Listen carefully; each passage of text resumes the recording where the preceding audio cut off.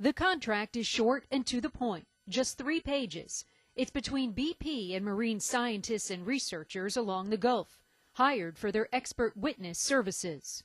BP's contract states all communication between the scientists and BP attorneys should be considered, quote, privileged and confidential. It also says scientists have to wait 3 years after they sign the contract to publish their findings, or at least until the natural resource damage assessment is complete. It is BP's apparent attempt to insulate itself from oil litigation. No matter what the scientists find, good or bad, they can only share it with BP. Texas A&M professor Norm Guinasso says he was contacted by BP within days of the spill to be, quote, part of their legal defense.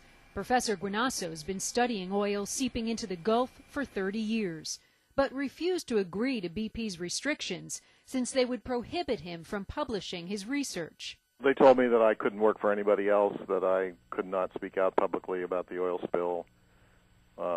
And I told them I probably was not interested. I didn't think it was ethical.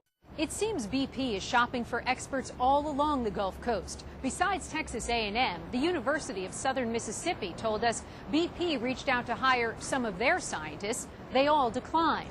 And at the University of Southern Alabama, BP tried to hire 60 experts, including marine scientists and graduate students. The university told the oil giant, no thanks. We laid out the stipulations that we would require if we entered into such an agreement with them. And I guess the main thing was total transparency, that anything we discovered, would be available to the scientific community.